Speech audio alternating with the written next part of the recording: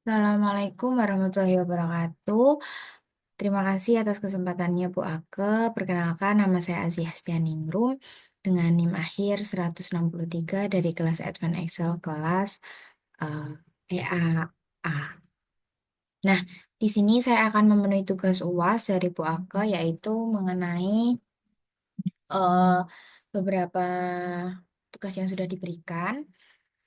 Di sini saya akan langsung menjelaskan saja.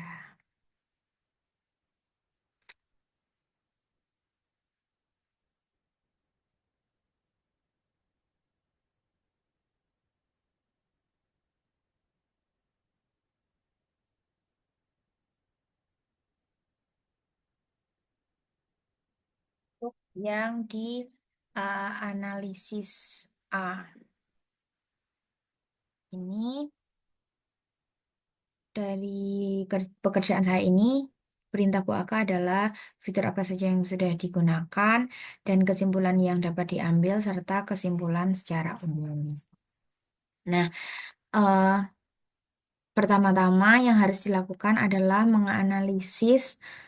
mengidentifikasi skor rata-rata tiap indikator keberlanjutan. Nah, di sini mungkin saya menggunakannya masih manual ya dengan average baik di tahun 2020, 2021, dan tahun 2022.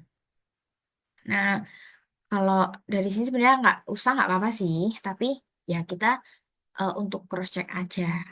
Nah, selanjutnya dari soal A atau analisis awal itu, Bu Aka meminta untuk membuat identifikasi skor rata-rata tiap indikator. Makanya di sini saya menggunakan pivot table untuk mendapatkan skor rata-rata dari setiap indikatornya, baik dari setting and infrastructure, energy and climate change, water, transportasi, education and research. Nah, di sini Bu Aka tidak meminta untuk saya menjelaskan langkah-langkahnya, tetapi Bu Aka hanya meminta fitur apa yang digunakan dan kesimpulannya.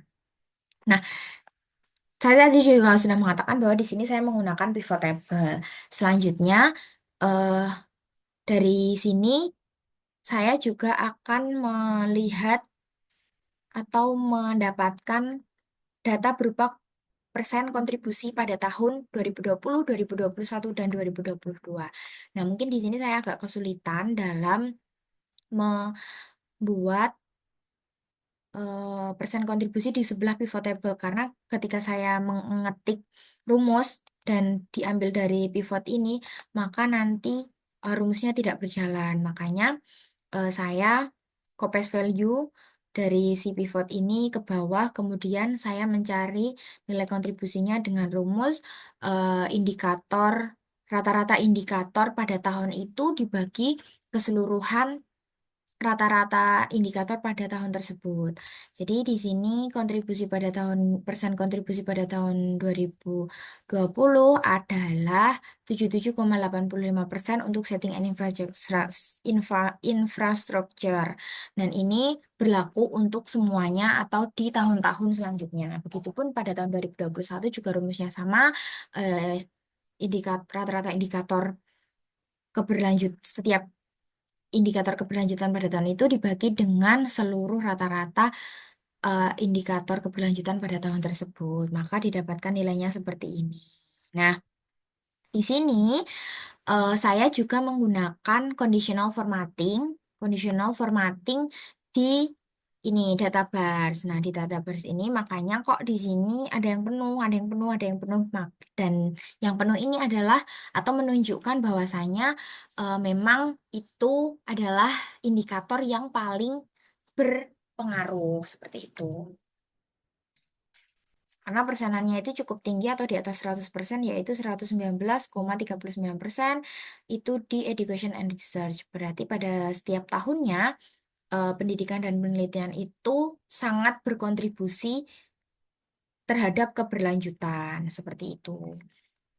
Nah, ini sebenarnya cukup cukup simpel karena hanya menggunakan conditional formatting di database ini. Selanjutnya untuk yang B, di sini saya akan coba menjelaskan.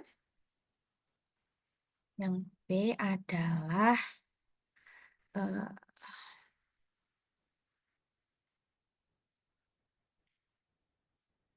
Buat tabel ringkasan data yang menunjukkan rata-rata semua skor, 6 skor indikator, 6 skor indikator dan satu skor total. Nah, di sini saya juga menggunakan pivot table untuk mendapatkan rata-rata indikator keberlanjutan berdasarkan tahun. Jadi setiap indikator ini rata-ratanya adalah seperti ini. Nah, jika kita melihat di tadi, ini kan hampir sama ya. Memang sama ya nilainya. 931,86. Hanya untuk ngecek saja apakah memang ini benar rata-ratanya seperti itu, teman-teman. Nah, dari pivot table ini selanjutnya kita akan memenuhi perintah dari Bu Ake, yaitu adalah hitung persen peningkatan atau penurunan skor, baik dari tahun kedua versus tahun pertama dan tahun ketiga versus tahun kedua. Nah, untuk itu, sama kasusnya dengan yang tadi di awal, saya cukup kesulitan ketika saya harus memasukkan rumus dan data itu diambil dari pivot table. Maka, saya copy paste value di bawahnya agar saya dapat menjalankan rumus-rumus. Nah, rumus untuk mengetahui atau mendapatkan persen kontribusi pada tahun 2021 adalah dengan rumus rata-rata indikator pada tahun tersebut dikurangi rata-rata indikator pada tahun sebelumnya atau satu tahun sebelumnya dibagi dengan rata-rata indikator pada tahun sebelumnya untuk mengetahui berapa sih peningkatan atau penurunan rata-rata indikator pada tahun tersebut. Nah, untuk itu kita mendapatkan hasil seperti ini. Nah, dari hasil ini dapat ditarik kesimpulan bahwasanya pada tahun 2021 itu terjadi kenaikan indikator setting and infrastructure sebanyak 16,70% atau yang paling tinggi adalah 16,17%. Seperti itu ya. Nah, dan apa sih yang paling rendah? Ya, kita lihat aja nih yang paling rendah atau yang ini apa namanya warnanya nggak penuh nggak full itu berarti yang paling rendah itu di angka 0,35% pada indikator energi and climate change. Di sini saya menggunakan conditional formatting juga. Begitupun pada tahun 2022 rumusnya juga sama. Tahun 2022 dikurangi tahun 2021 dibagi rata-rata indikator pada tahun 2021 sehingga mendapatkan angkanya seperti ini dan saya juga menggunakan conditional formatting di mana yang hijau ini adalah yang paling berkontribusi atau yang peningkatannya itu paling tinggi, paling besar. Nah, yang warna merah ini adalah peningkatannya yang paling sedikit. Jadi, dari beberapa indikator keberlanjutan ini memang semuanya mengalami kenaikan atau tidak terjadi penurunan. Nah, di sini Bu Aga juga meminta untuk melengkapi dengan spark lines. Di sini saya menggunakan spark lines berupa lines untuk menunjukkan berapa peningkatan atau penurunan. Jadi peningkatannya itu dari tahun 2020, 2020, 2021 sampai dengan tahun 2022 itu selalu naik. Nah, ini bisa dilihat dari sini dari spark spark lines-nya kayak gitu ya. Oke. Nah, selanjutnya Bu Aga juga meminta untuk membuat tabel ringkasan yang menunjukkan skor total keberlanjutan dari setiap universitas. Ini juga menggunakan pivot table seperti tadi. Setelah mendapatkan rata-rata keberlanjutan yang pada setiap tahun, saya juga menggunakan ini, conditional formatting. Conditional formatting ini saya menggunakan data bars juga karena memang menurut saya data bars itu favorit gitu loh teman-teman. Jadi yang nilainya paling tinggi itu adalah data barsnya yang hampir penuh kayak di angka 8.300. Nah, ini full karena ini memang eh, memiliki nilai yang paling tinggi pada tahun tersebut. Selanjutnya untuk grand total saya juga menggunakan data bars pada conditional formatting untuk mengetahui berapa sih total dari tahun 2020, 2021, 2022 universitas mana yang paling yang paling tinggi nilainya atau jumlahnya. Itu ada di angka sekitar 25.000, 26.000 seperti itu. 26.000 ini yang memiliki angka paling tinggi gitu ya.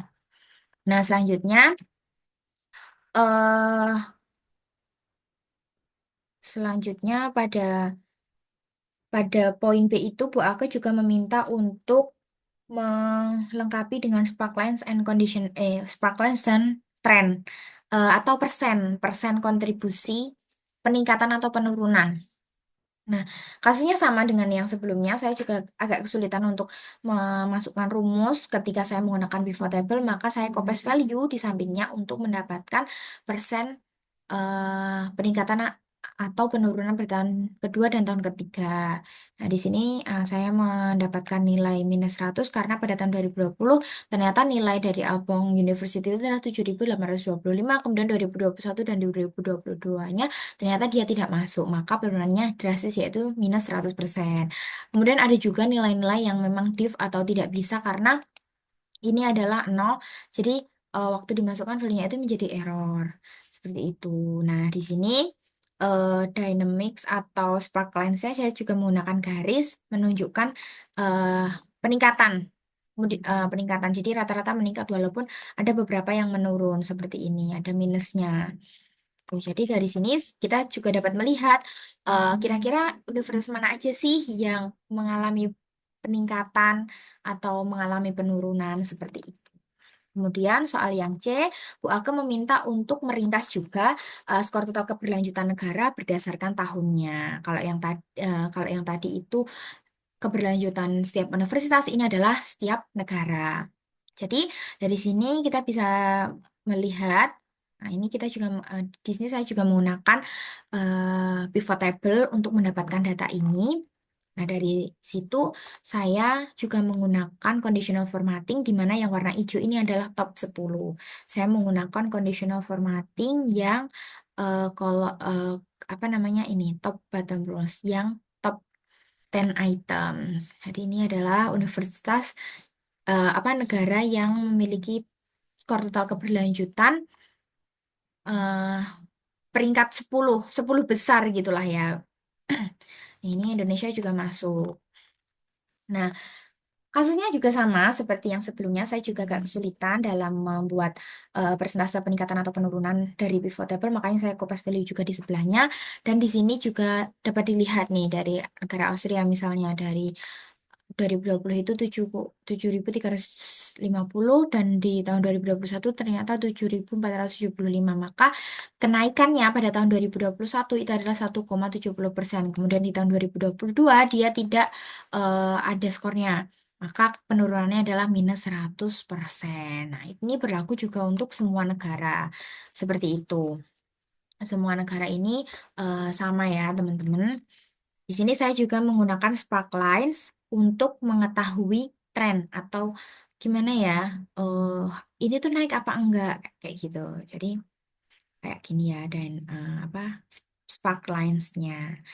Nah, ini sampai bawah juga saya menggunakan Sparklines berupa ini kolom kayak gitu untuk yang soal C. Kemudian di soal D, Bu Ake meminta untuk membuat minimal satu tabel pivot baru bebas terkait apapun.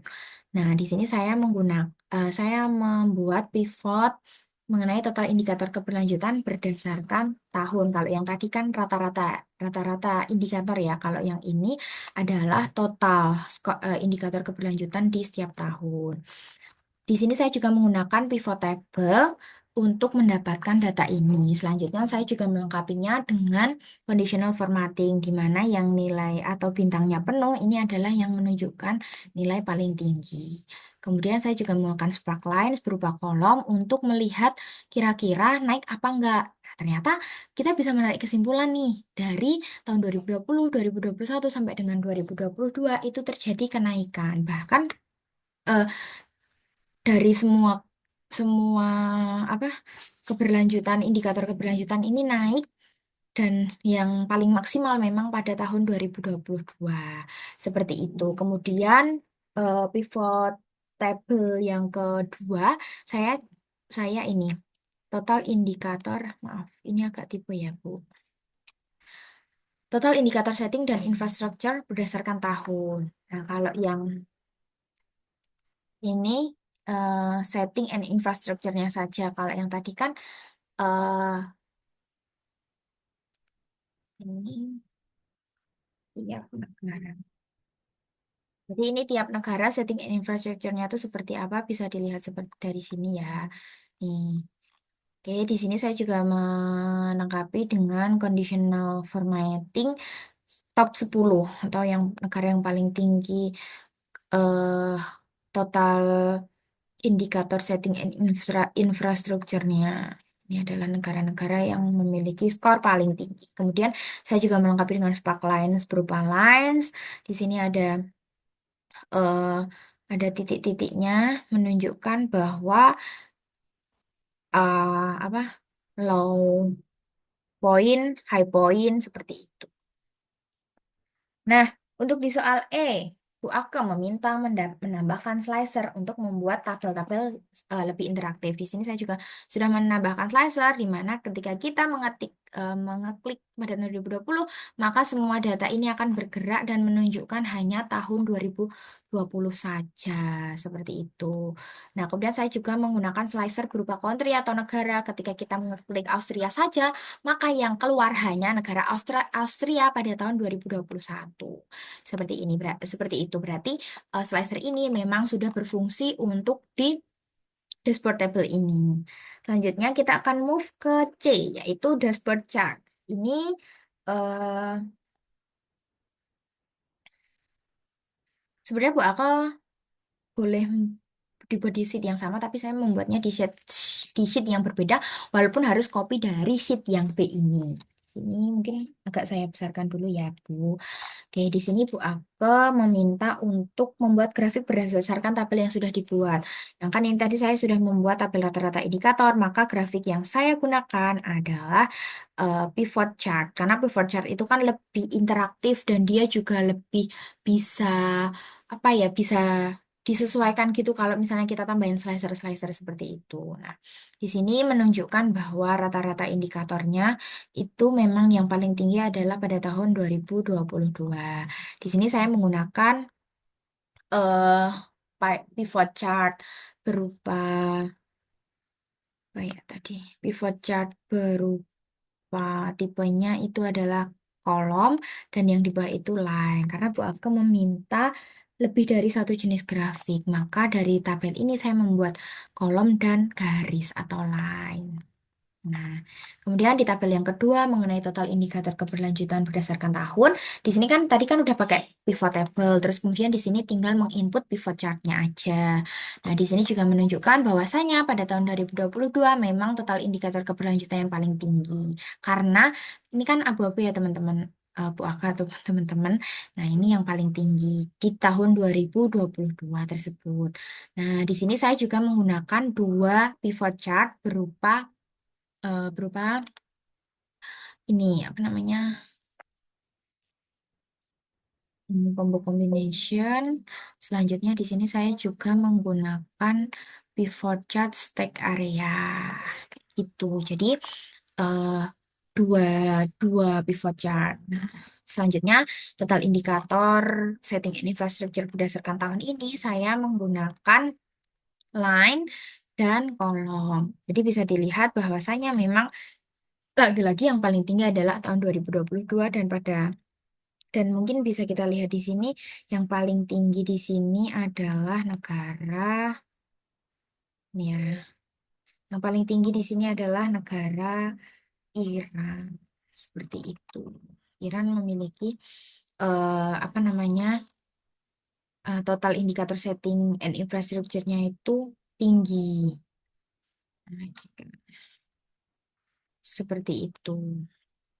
Nah, selanjutnya mungkin saya akan balik ke sini karena tadi terlalu banyak untuk di copy, maka eh maka ini kita buatnya pivot pivot chartnya di bawah sini ya. Oh, ini pivot chartnya di bawah sini, di samping maksudnya. Nah, di sini.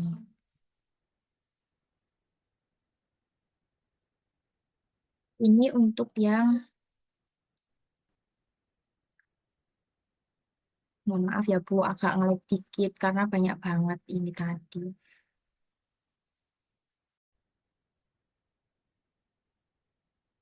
Baik, saya lanjutkan ya Bu Ake. Mohon maaf tadi eh, Excel saya ada nge-lag dikit, jadi saya harus mengulangi lagi. Tapi, di sini saya melanjutkan yang tadi bahwasanya, saya melanjutkan untuk membuat grafik dari pivot chart yang sudah saya buat. Di sini saya juga menggunakan, eee, dari pivot table yang sudah saya buat maksudnya. Di sini saya menggunakan pivot chart kolom untuk mendapatkan data dari sini memang agak berantakan seperti ini karena memang datanya sangat banyak sekali dan di sini saya juga menggunakan chart area seperti itu untuk mendapatkan data. Ini saya harus pelan-pelan agar tidak rusak lagi, agar tidak nge-lag maksudnya. Nah, di sini saya juga menggunakan, pivot chart berupa berupa apa tadi ya, ini di sini. Saya agak lupa, mohon maaf ya Ibu. Nah, di sini stack bar untuk mengetahui juga nih yang paling besar itu di tahun berapa. Nah, memang dari sini yang paling besar itu tentu saja di tahun 2022. Tetapi ada juga yang pada tahun 2022 itu nggak ada, jadi datanya kosong gitu. Terus di sini yang memiliki ini paling tinggi, total yang paling tinggi itu adalah Indonesia, kayak gitu. Nah, ini udah selesai dan saya juga menggunakan slicer. Di sini tadi di dashboard chart saya menggunakan slicer. Untuk slicernya itu tahun sama negara. Jadi ketika saya mengklik slicernya itu semuanya datanya akan bergerak seperti yang di slicer di dashboard table tadi. Ini juga, jadi bergerak sesuai dengan apa yang diminta. Jadi bisa kita tarik kesimpulan bahwasanya indikator keberlanjutan yang paling tinggi itu memang di tahun 2022. Seperti itu. Mungkin itu saja Bu Aka yang dapat saya sampaikan. Terima kasih dan mohon maaf jika banyak kesalahan. Wassalamualaikum warahmatullahi wabarakatuh.